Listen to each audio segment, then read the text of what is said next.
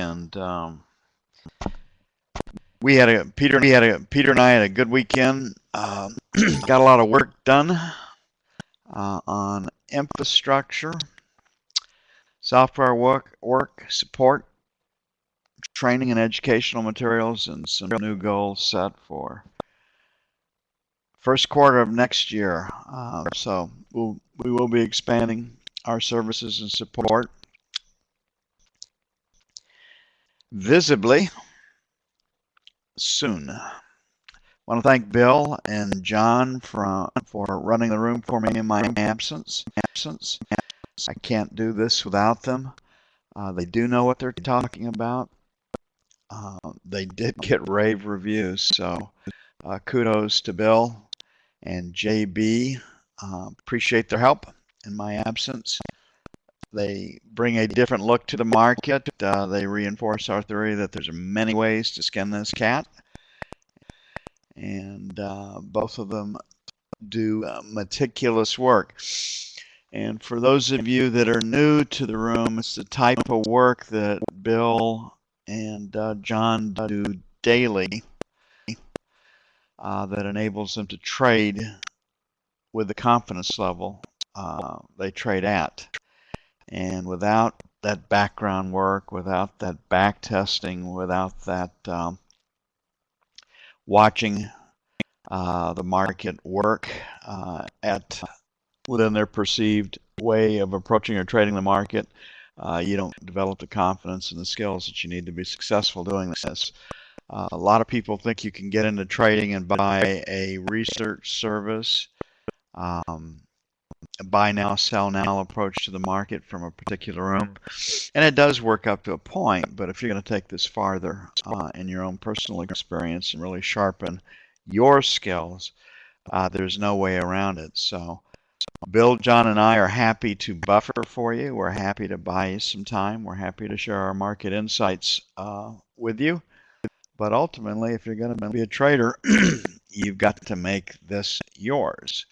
And that's a great, we spend a great deal of time working those ideas and concepts in the room.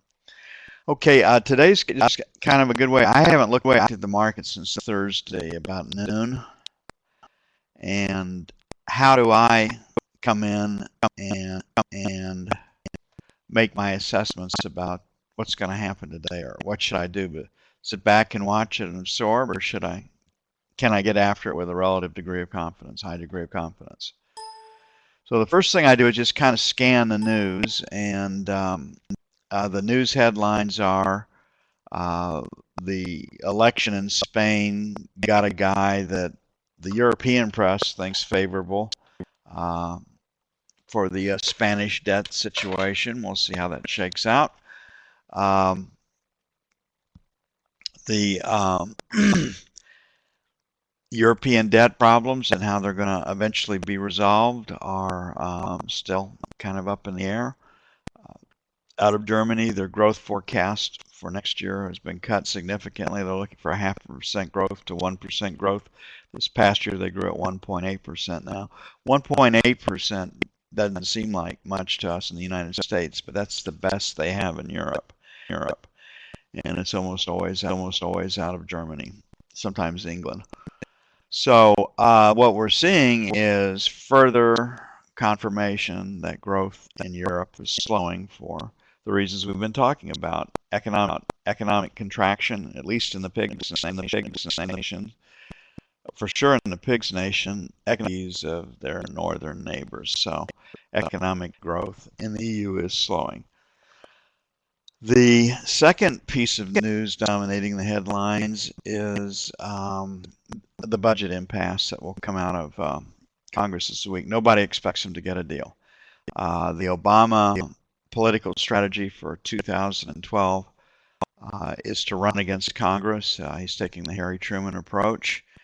It is absolutely amazing that most of these problems are going to be able to be blamed on Congress, but they will, because that's the meme that the mainstream media will be pushing, even though Obama really has gotten pretty much everything that he's wanted through Congress.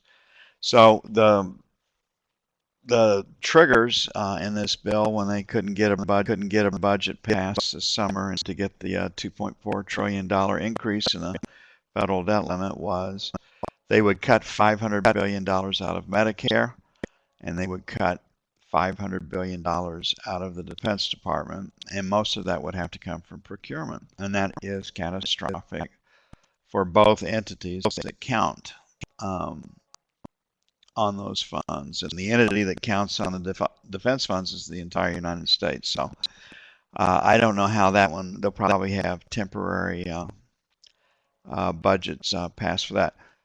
My daughter is the head liaison between the Missile Defense Agency and Capitol Hill, tracks all the funding. The programs have been severely cut post 2018 because they could be cut. The funds had not been committed and the program had not been started up. Funds, as far as the Missile Defense Agency are concerned, are intact or were intact before this happens through 2018. So the knife is already going to the defense budget, and there needs to be some cutting there. I'm not saying they shouldn't cut it, but $500 billion being taken away from Medicare, people who count on Medicare, and $500 billion from people that think we should have a strong defense. And that gets two groups agitated and all stirred up and more susceptible to political rhetoric. So the Senate, I just can't imagine. I mean, the stakes are for our country, our credit ratings, the ability to service debt, the ability to raise those 40 cents that we shortfall for every dollar that we spend, and then the long-term defense of the nation. And I'm not saying that every program needs to be funded. A knife can be taken to the Defense Department, but the cynicism just to get in office, playing with those kind of stakes, to me is just, I mean, it's appalling when you get right down to it. But that's the game. Get in office and stay in office. I mean, a politician's job is to stay in office, and they try to figure out how to do that, and they always will. So the news will dominate it, and the E-minis reaction to that news is where we are right now. Now, when we got above 1,200, we've been looking for places to sell. We thought the 1230 to 1250 area would hold based on buy programs and rhetoric and headlines out of Europe. We got up to 1290, and that's a great example of markets always go too far. And I mean, it's just the despair or the euphoria that takes them that extra step past what the fundamentals say they should be. The Fed of 1100 minus, 1200 plus, so we'll probably make it 1250 plus and maybe 1125 minus right now. The attractor, the draw is at 1184. We're at 1195 now, so it's not going to be too difficult to get down to the 1175, 1185 area, and then we'll pick it up from there. But weakness in the E-mini will help support this particular contract. So where are we when you just kind of come in and objectively take a look at the market?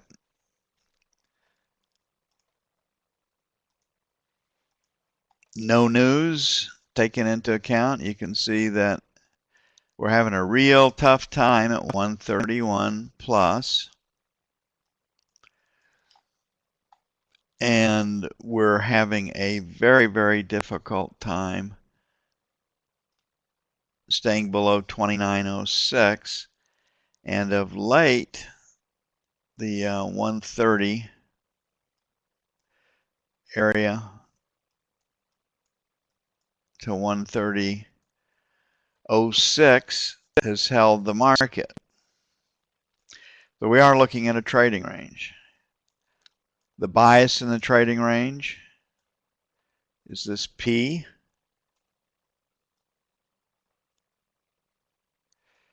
There's a possibility we have a mom starting here. We just don't know, but it's my contention that it's going to be very difficult holding 131 for a long period of time without some big obvious help from some place else. So really we're looking to sell 31s and right now buying 30s plus or minus, working this one-handle trading range.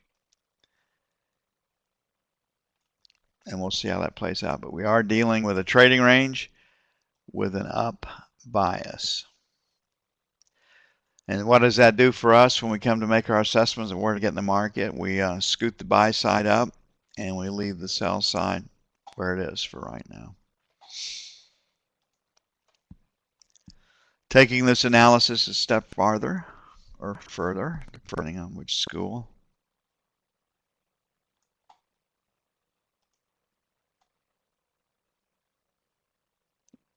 Thought you come from.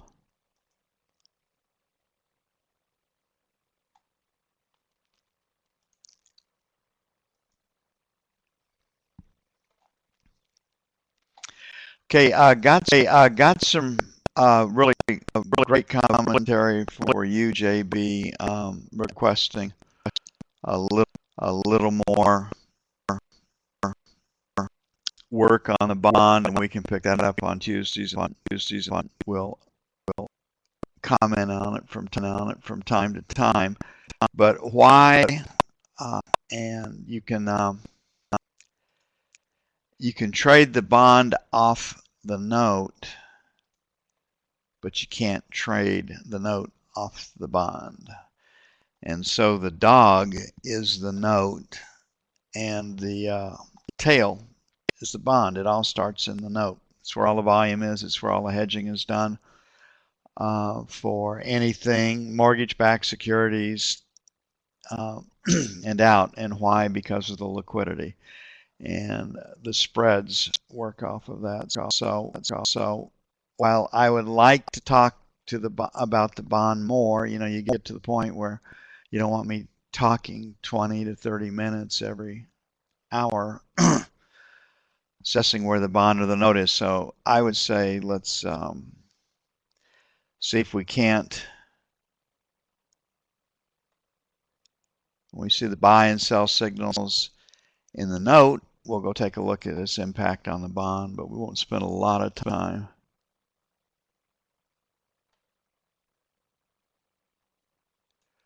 on the specifics. So here's that 6 to 8 area that we were talking about. And you can see that the resistance really starts to get pretty stout at 28. So getting stops above 131 is certainly, I mean, that's what an exchange member would think about. But you can just see if just kind of draw a line through here, probably value in this 20 area. So you start to pick up a structural advantage getting short above 20, and vice versa, getting long below 20. So there's value, and the farther away from 20 you can get to put the trades on, the better off you're going to be.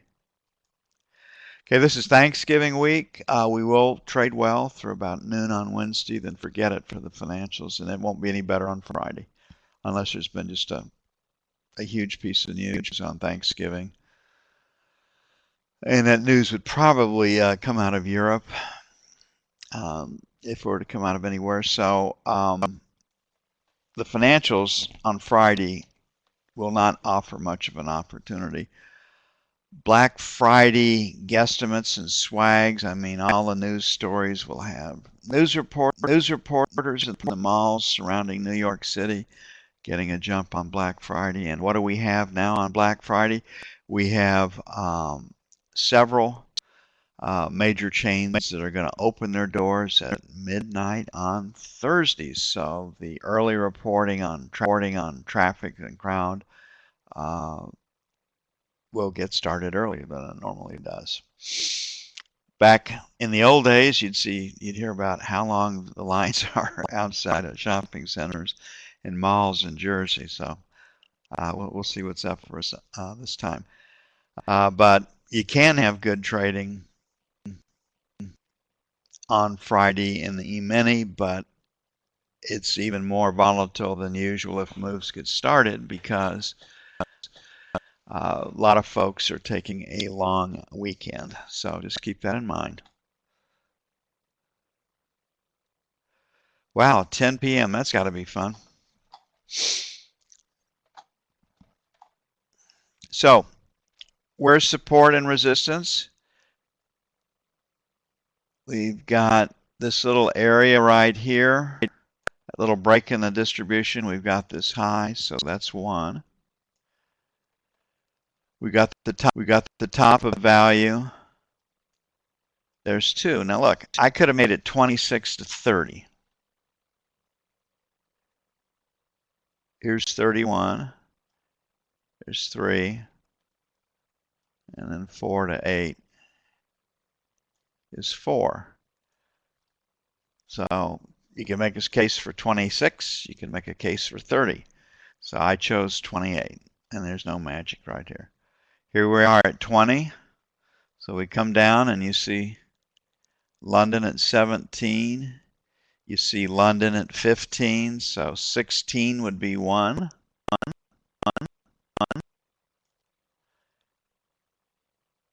We got a T period low here at 11. So there's 2. Last rotate down in L and K period. 3. That's the last period of the day session. And then a buck to 04.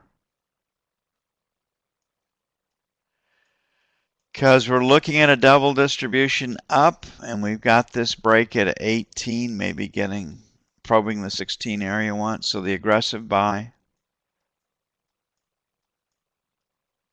based on a trading range with an upward bias, is 13 to 17. It probably comes early in the session. And then 9s are better.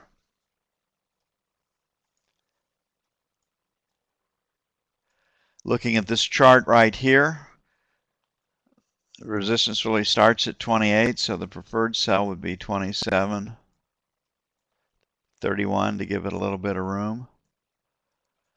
But that's based on the assumption, we can trade through 24, 26. So we'll see if that actually happens.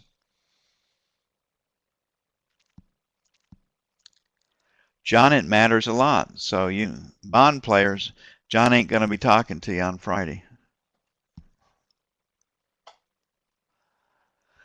So this is kind of what we're looking at right now.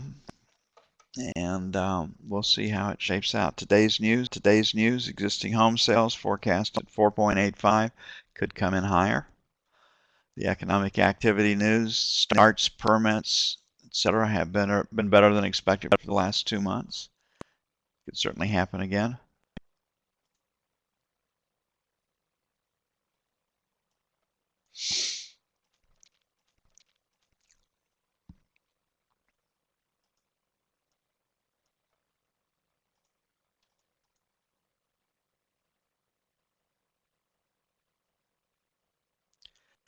Yeah, I think you're probably right.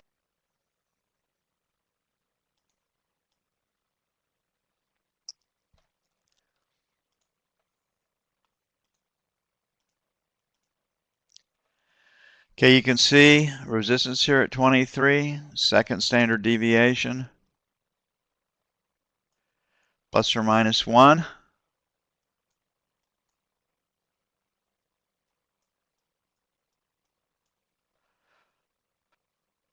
Volume, less, whoa, diamond square. So you can get short in the 21 to as high as 22 area, somewhere in here. And where did the market trade?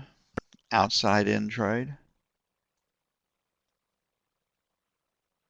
Made it to the green line. So you're out at 19.5. The trade now. If someone were talking you through this trade,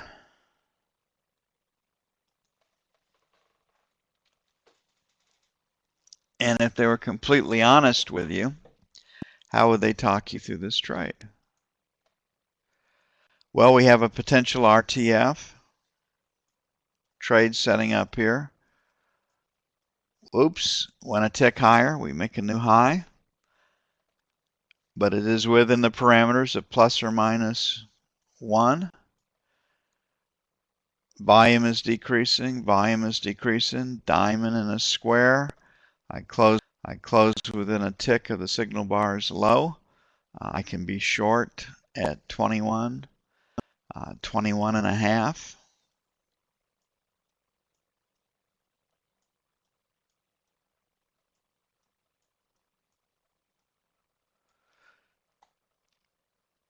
Got some divergence on this chart. Not getting a lot of good feedback on this chart. This volume is holding steady. So based on this volume holding steady, our exit choice would be a mean green trade, a tick inside of that. And so you'd identify divergence here.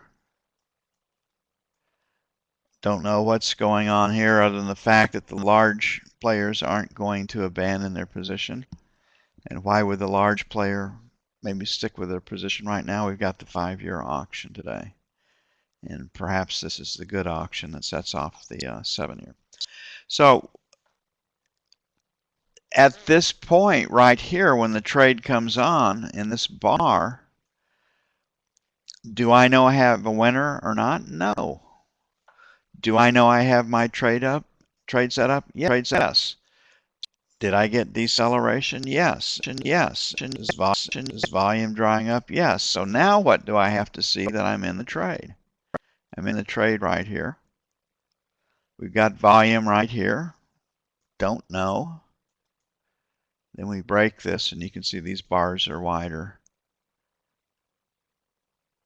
than those bars right there. So we did bring some volume into the market on the short side, not from the 50-lot player, but from the other size trader. So the thing that you will never know is this a winner?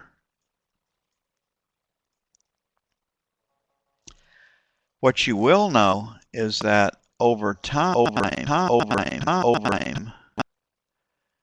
this trade setup, especially at the value area high and second standard deviation, generates money. Why? Because 70% of the volume is contained between these two lines. So you got a great structural setup and sell for you on this. Any individual trade, I mean, who knows? So outside in trading, the low volume areas hold, the market trades back to the middle, reversion to the mean, whatever you want to call it. You got yourself a good trade.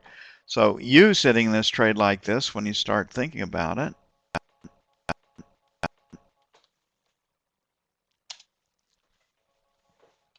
what's right about this trade? What's wrong about this trade? So on this bar right here, we don't know. On these two bars, those 3 bars, we don't know. But as soon as we break that low, then the trade starts to look better and better and better. Now, why not put starting out, if you want to put a limit buy, a tick inside this at 16.5, that's fine. You might get lucky. The market just might spill like that quickly. But the most likely place for this market to stop is at 19. And it did. And that doesn't mean we're going to come up and make new highs right here, but this is the most likely place for it to stop. So we hit 16 right here. 19. And the volume dries up on this little bar. And if you still had expectations, you'd have to take yourself out at 20.5 if you wanted to protect the position. And that's the kind of logic and internal conversation you have to have with yourself to be successful doing this. I mean, who in the hell knows if you got a winner? Nobody does. And nobody can tell you anywhere in that sequence how much money you're going to make on that trade. But you got to remember, we trade expectations, we trade probabilities, we trade the world of large numbers.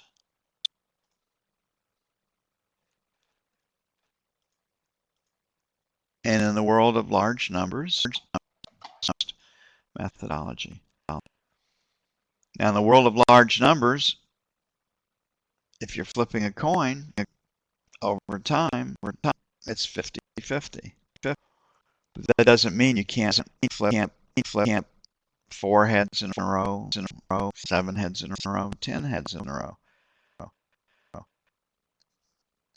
Dealing with some pretty small probabilities is it does happen infrequently. For us is the world of large numbers, and what we have going for us is through back testing and time, we've got a very, very robust way of looking at the market. Okay, I haven't looked at the market. I don't even know what the hell the stock market did from Thursday on. Didn't even know what Tennessee did until late last night. Won or lost their football game, so that's how out of touch I was. But when we take a look at this, we have a P. Structurally, we took out the 2-letter tail, we took out the value area low, and we got up into this area right here. And that shouldn't surprise anybody on the E-mini. This thing, if you think the note can overdo it, this is the vehicle of overdoneness, so to speak. Not a great word. Probably isn't in the dictionary. So here we have a potential mom. The fundamentals, rhetoric out of the EU, so the EU's generating negative fundamentals. Now perhaps our Congress is generating negative fundamentals, and so the E-mini is sold. Sold on X, sold on Y, and the overnight markets are lower yet. We've talked about this attractor, and it's at 83 or 84 on 2 ticks increments. We've talked about it for over a week, that this is our trading target. And when we took this number out, 44, we didn't know how long it was going to take to get here. But if the news didn't change, we would get there. And we'll see if that can play out today. First little band of support down here is where? That high volume number in the 1180, 1183 area. Got a single print here. In the 75 area, and then the next little band of support will be, it looks like 58 to 60, so 60. And it looks like 30, give or take. And that's how you just go down and pick it out. So here's our attractor. Everything says we should be going lower, so based on the last 4 days, we in a trading range. And at least for 4 days, it's pointed lower. So I'm looking for a place to sell it. And structurally, if I could get short at 07 to 10, that would be great. I don't know if I can get short right there. Next big number that stands out is the buck, 1200. So maybe 1199s to maybe as high as 1209 is prime sell territory. Because of this low at number 7 right here, maybe selling 99s aggressively against the buck, so to speak, at 1200. But the desired trade would be to sell the 0507 area. So this one says be a seller. And we've picked off our levels. Against 1200, a very round number. And then against that low from the other day against 07. So the 5 to 7 area would be the next band. And if we don't extend and take out the overnight session low, what are we going to do? Anybody?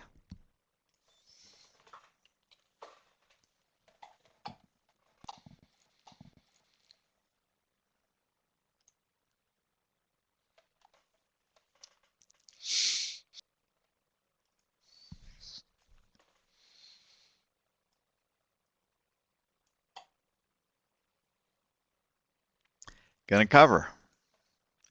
And on the second test of the overnight session low, if it's not extended, then the long side becomes pretty attractive pretty quickly. Why?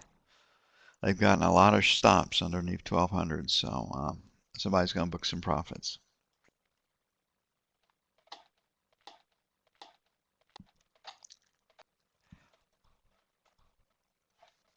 And this is what I have to do this morning, and I'm doing it with you.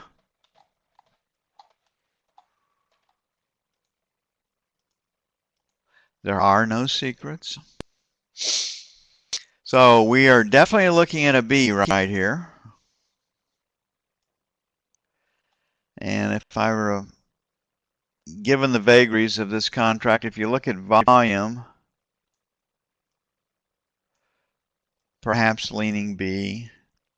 If you look at TPOs, leaning P. But when you look at it from a volume standpoint, especially in conjunction with that, a B, we get a mom out of London, and here we sit. So structurally, where's resistance? So we got resistance right here at 1200.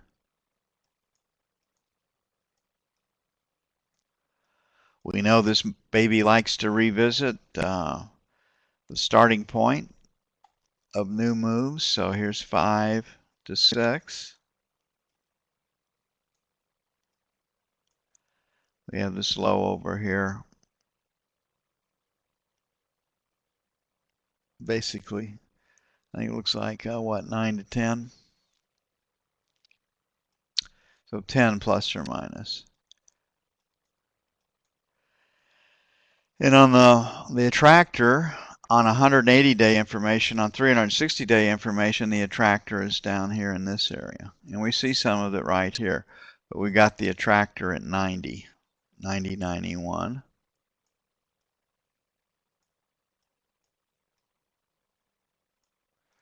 Got this dent at 85. Got this high volume number down here, what, at 83. So 83, 83, 85, 85 would be 2. We got a little volume at 75, and we got a little dent at 77, so that would be 3. And over the top, we're at 96. We've got 1, we've got 2, and we've got 3. And that's how you come in and pick off where support and resistance are. So this screen, what does this screen tell us? B, D, B. We're looking for a place to sell it. And then we have to extend the overnight sessions range. And if we can't do that, and we retest this, then the dynamic we'll face will be short covering. And you have this internal conversation when you look at it, and it's pretty calm. You're just objectively going through, looking at everything. You're not posing the question, will the trade be right or will the trade be wrong? The questions you're posing is, what's the bias? What's the structure? What has it done? Does the evidence favor more of the same or perhaps change?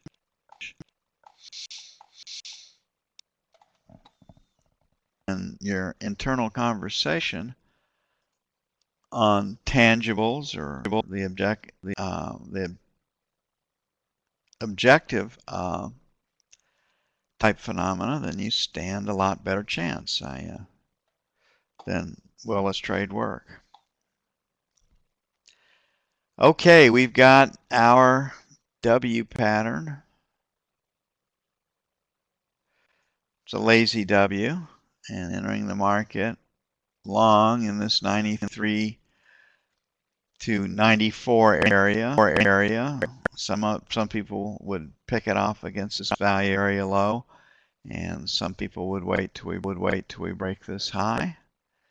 And it's not a big trade, but if you're in it in the 93.50, 94 area before the market, you can usually make 4 to 6 ticks on a stretch on this pattern.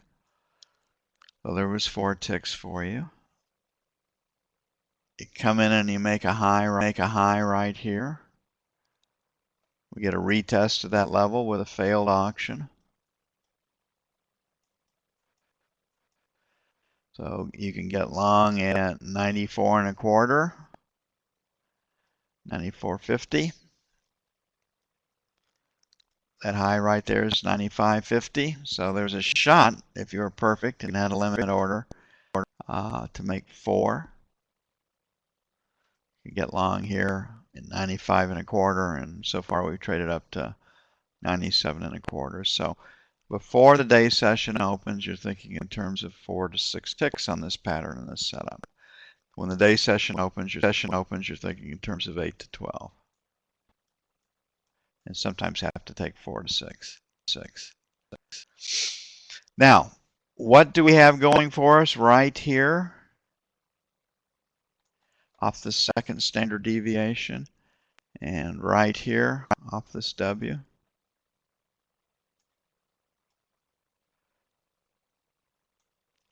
And when we start back up, you've got divergence. And you've got divergence here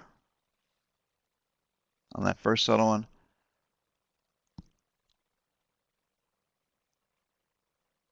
Well, not divergence, but confirmation of short covering anyway. So you can bring a lot of to the plate, and